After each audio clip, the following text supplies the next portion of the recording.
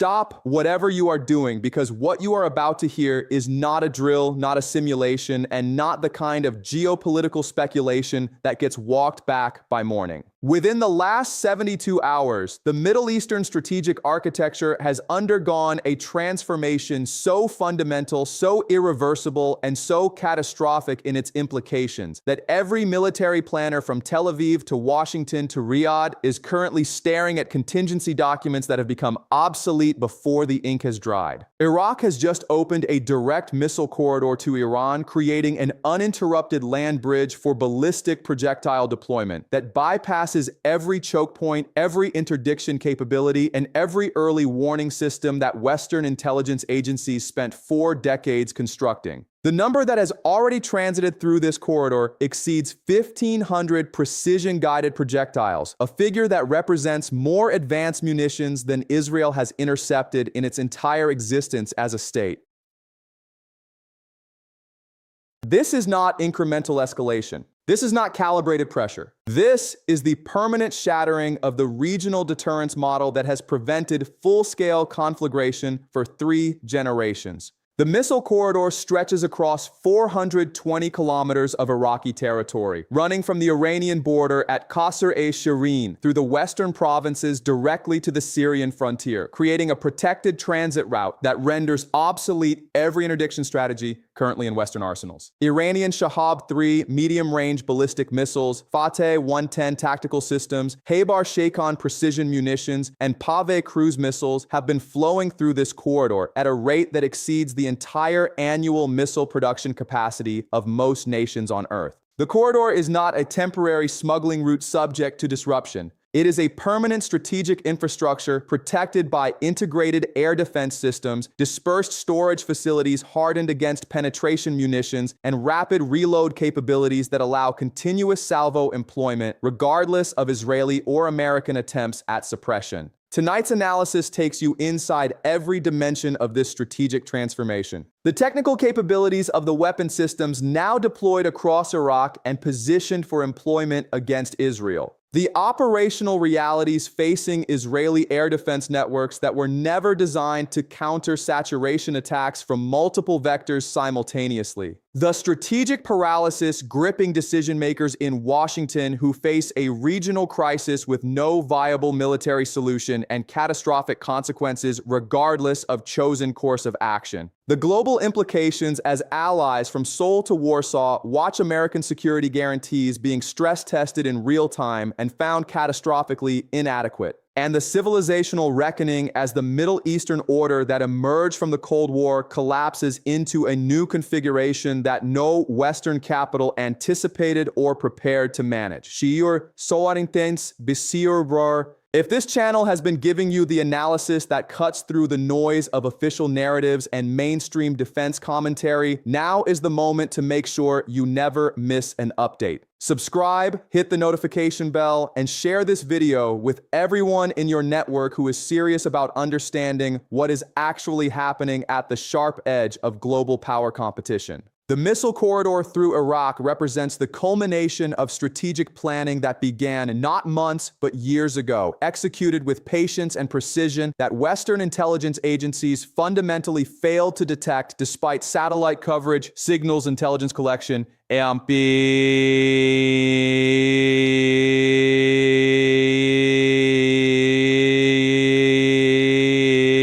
human sources throughout the region. The corridor's activation was not announced through official channels or diplomatic communications. It was revealed through the simple reality of 1,500 projectiles appearing in deployment positions across Western Iraq, identified through overhead imagery that showed dispersal patterns inconsistent with Iraqi inventory and deployment doctrine.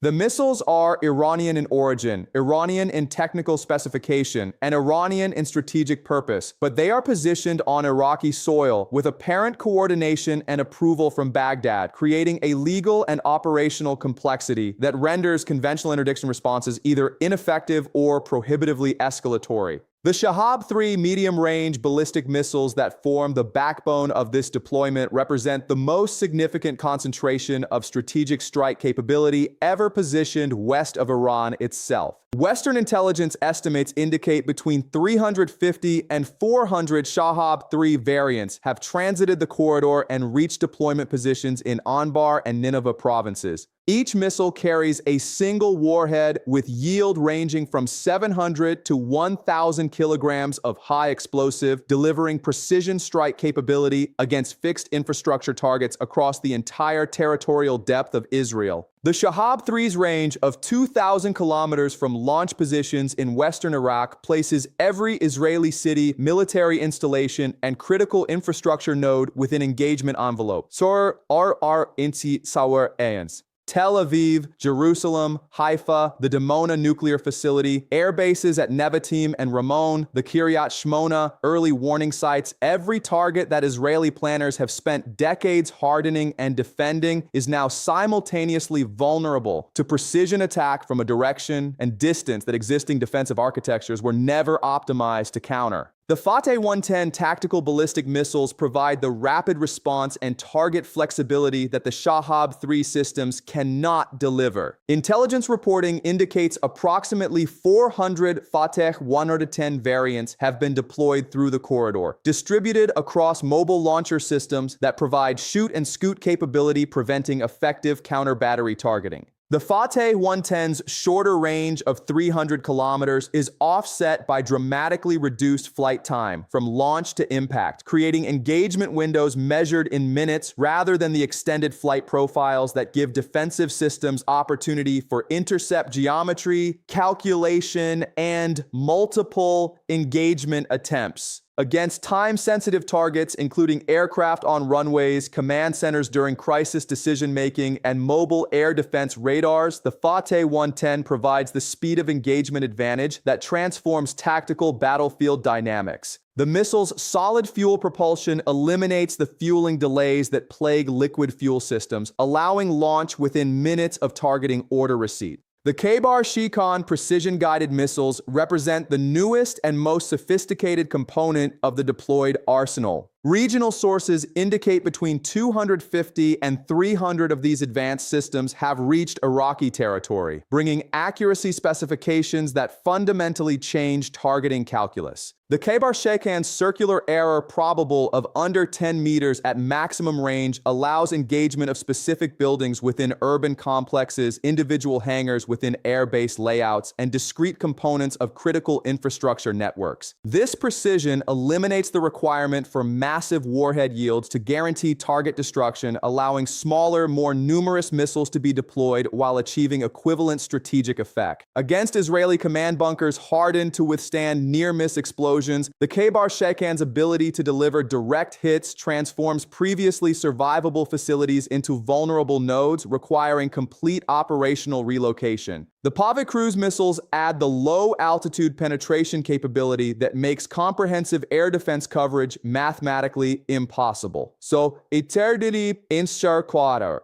Estimates suggest approximately 200 Pave systems have been positioned in Iraq, providing subsonic but terrain-following flight profiles that exploit radar horizon limitations and ground clutter interference. While the Pave lacks the speed and payload of ballistic systems, its ability to navigate through radar coverage gaps and approach targets from unexpected vectors forces Israeli air defense networks to maintain continuous hemispherical vigilance rather than focusing coverage on predicted ballistic approach corridors. The cruise missile threat creates resource allocation dilemmas that degrade overall defensive effectiveness, as interceptor systems must be distributed across more potential approach vectors, reducing density of coverage against any specific threat axis. The integrated reality of this deployment is what creates the strategic crisis. Israel does not face 400 Shahab-3 missiles, or 300 Khaybar-Shikan systems, or 200 Pave cruise missiles. Israel faces 1,500 precision-guided projectiles capable of simultaneous employment against the complete target set of national critical infrastructure delivered from launch positions in western Iraq that create flight times measured in minutes, approaching from northwestern vectors where defensive depth is minimized and early warning time is compressed. The deployment represents offensive capability that exceeds Israeli defensive capacity by an order of magnitude, creating mathematical inevitability of defensive penetration, regardless of individual interceptor performance parameters. The corridor itself is the strategic innovation that makes this deployment sustainable rather than vulnerable to preemptive disruption. Previous Iranian attempts to forward deploy strategic missile capabilities to Syrian territory were consistently interdicted by Israeli air operations that destroyed missiles before they reached operational status.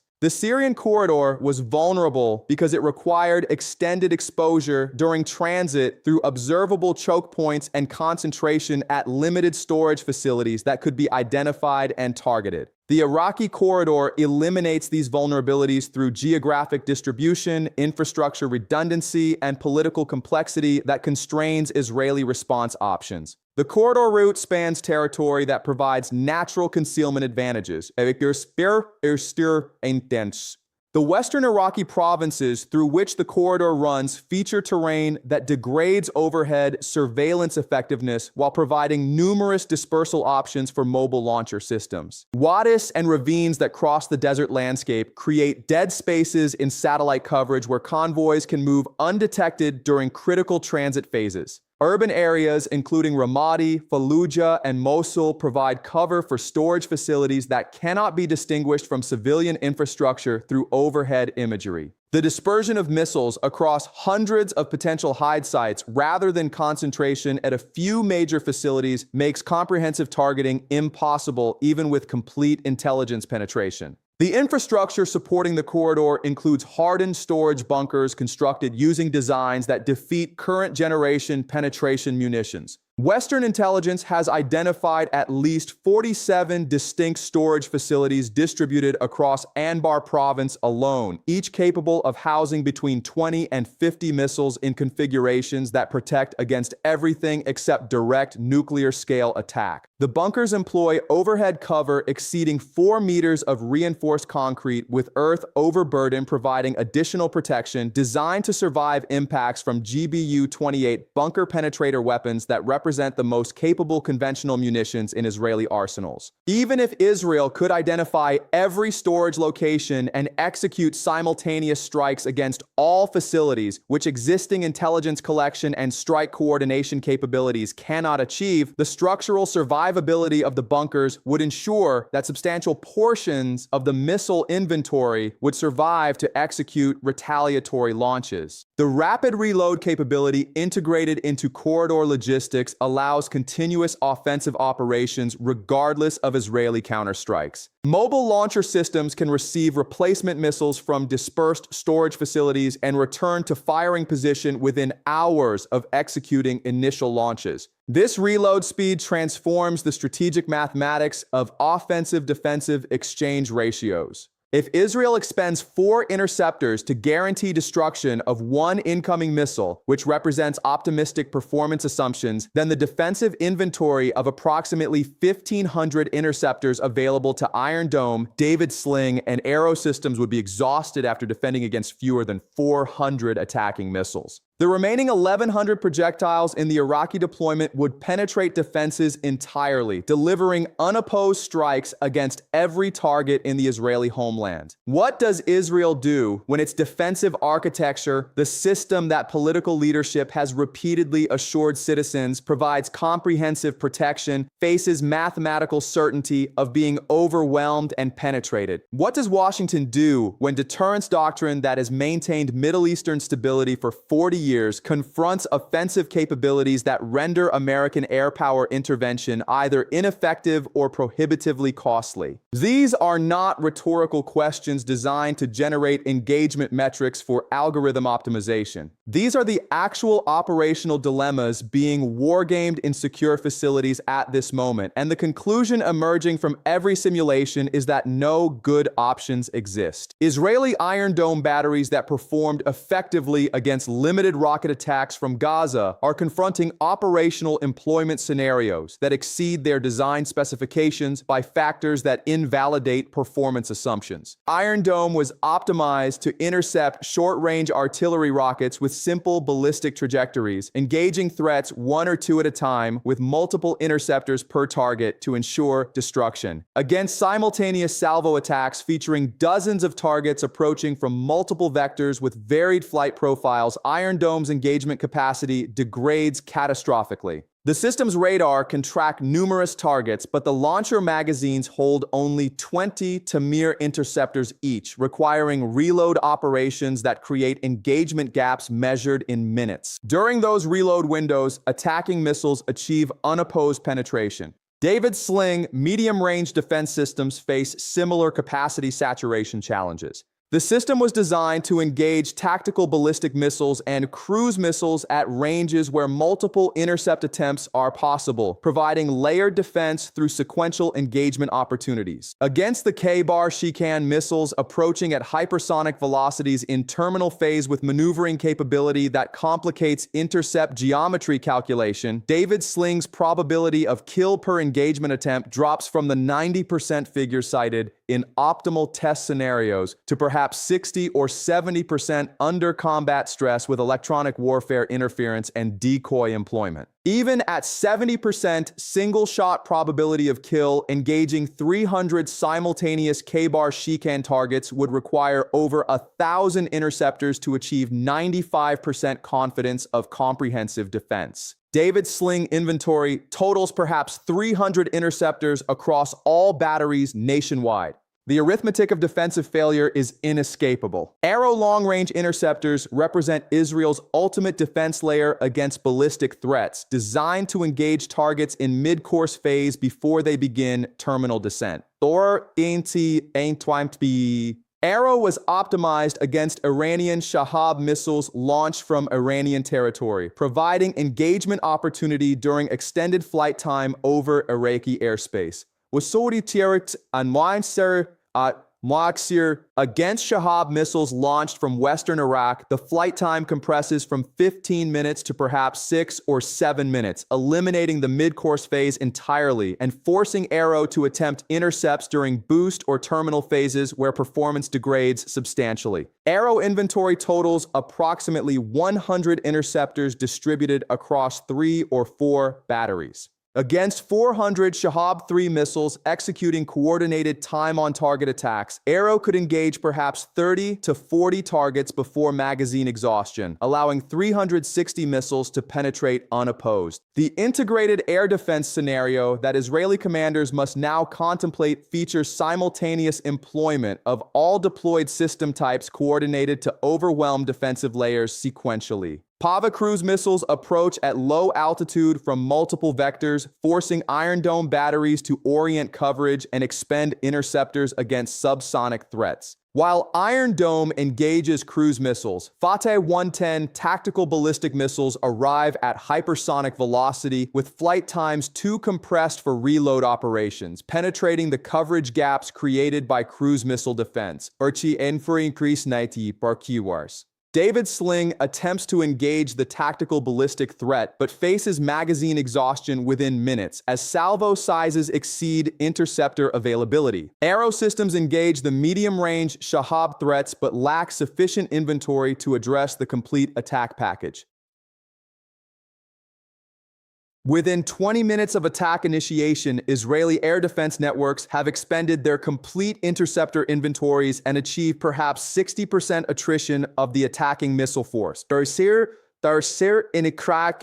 600 precision-guided projectiles achieve unopposed penetration and deliver coordinated strikes against every target in the Israeli critical infrastructure inventory. The casualty estimates emerging from classified wargaming of this scenario range from catastrophic to civilization ending, depending on whether the attacking missiles employ conventional or unconventional warheads. With conventional high-explosive warheads, the attacks would destroy power generation and distribution infrastructure nationwide, collapse telecommunications networks, crater every military runway, destroy early warning radar sites, demolish government command facilities, and inflict severe civilian casualties measured in thousands as precision strikes hit urban targets housing military or intelligence facilities. With chemical or biological warheads, which Iranian capability to manufacture has been confirmed by multiple intelligence services, the casualty figures escalate into ranges that approach national extinction as urban concentrations receive agent dispersal optimized for maximum lethality. How does Israel reconstitute its air power fast enough to matter when every runway has been cratered by precision strikes and repair operations face continuing harassment from tactical missile systems that retain substantial ammunition reserves? How does National Command Authority function when bunkers designed to survive have been penetrated by direct hits from precision-guided munitions and communication networks connecting leadership to forces have been severed?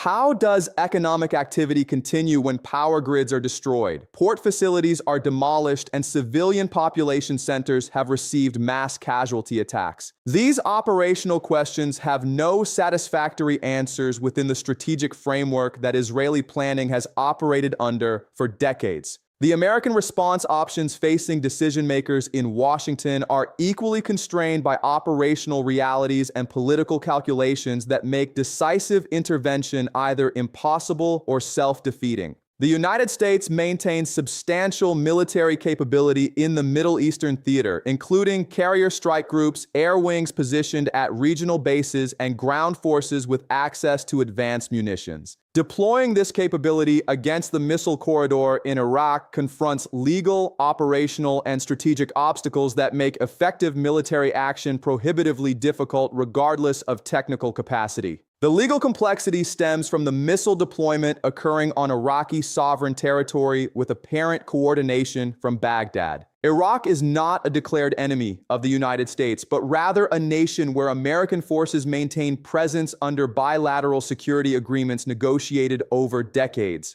Conducting military strikes against missile facilities in Iraqi territory without Iraqi government approval would constitute an act of war against Iraq itself, nullifying every legal framework that authorizes American military presence in the country and creating grounds for immediate expulsion of all American forces from Iraqi soil. If American forces are expelled from Iraq, the regional security architecture that maintains stability in the Gulf collapses entirely, as intelligence collection networks, logistics support for operations throughout the theater, and crisis response capabilities all depend on Iraqi base access. If Washington requests Iraqi approval to strike the missile facilities, Baghdad faces a political calculus where approval means confrontation with Iran and rejection means confrontation with America. Iraqi leadership is conducting the same deterrence mathematics that Israeli planners are running, recognizing that Iran is a permanent neighbor with demonstrated willingness to employ military force, while America is a distant power with declining appetite for sustained Middle Eastern engagement. Baghdad's rational choice is to deny approval for strikes, accept American diplomatic displeasure, and avoid the permanent enmity of an Iranian government that has just demonstrated the capability to deploy strategic weapon systems across Iraqi territory whenever desired. If Washington proceeds with military strikes despite Iraqi refusal of approval, the operation transforms from counter-proliferation mission to full-scale military campaign against a nation that hosts American forces.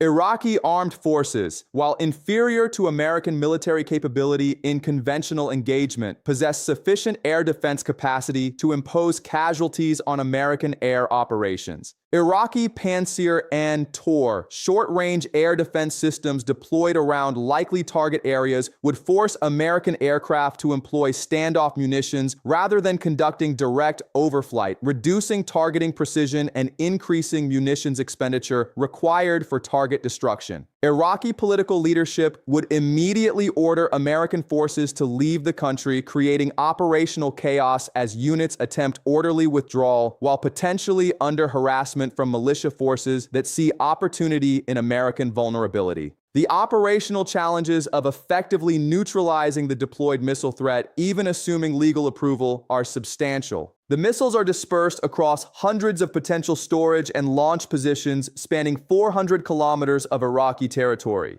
Comprehensive targeting requires identifying every dispersal site, every storage bunker, every mobile launcher position, and every command node coordinating operations. Current intelligence collection provides partial visibility into deployment patterns but cannot guarantee complete target identification. Any strike campaign that destroys 90% of deployed systems still leaves 150 missiles operational and available for employment against Israeli or American targets. The hardened storage bunkers protecting the missiles require sustained attack with penetration munitions to guarantee destruction. The GBU-28 bunker penetrator weapons necessary to defeat 4-meter reinforced concrete protection are available in limited quantities and require precise delivery to achieve desired effects. Each bunker might require multiple strikes to ensure destruction, consuming munitions inventories that would take months to replace through production. If 47 storage bunkers each require 3 GBU-28 strikes for confident destruction, the operation consumes 141 penetration weapons to address storage facilities alone before accounting for strikes against mobile launchers, command posts, or supporting infrastructure.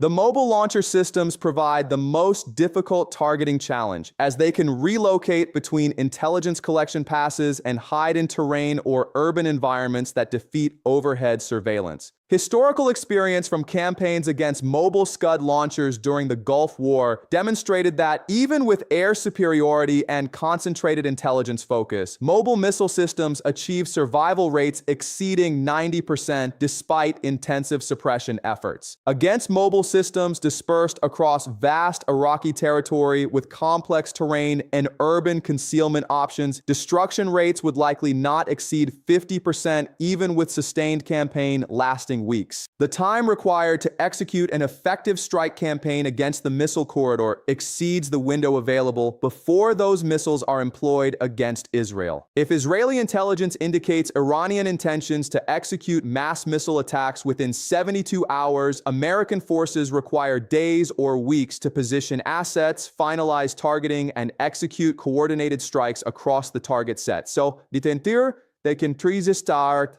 The missiles would launch before American suppression operations could achieve meaningful reduction in offensive capability. American military intervention becomes a post-attack revenge operation rather than defensive protection, arriving too late to prevent the catastrophe it was intended to stop. The strategic calculation that paralyzes Washington decision-making is recognition that military intervention against the corridor would trigger the exact missile employment against Israel that the intervention seeks to prevent. Iranian strategic planning assumes American interference attempts and has established launch authority with Iraqi-based units to execute immediate attacks if American strikes begin. The first American bomb dropped on Iraqi missile storage facilities would be the signal for 1,500 missiles to begin launching toward Israeli targets. American military action transforms from deterrence to provocation, directly causing the catastrophe it was intended to prevent. What is the American strategic play when deterrence itself has been deterred? When military capability exists but cannot be employed without triggering the disaster it seeks to prevent? When allies require protection that cannot be provided within the operational and political constraints that govern American action? The answer emerging from every classified scenario analysis is that no strategic play exists. America faces a Middle Eastern crisis where its military superiority is irrelevant. Its alliance commitments are exposed as unenforceable, and its credibility as security guarantor is revealed as dependent on adversary restraint rather than American capability.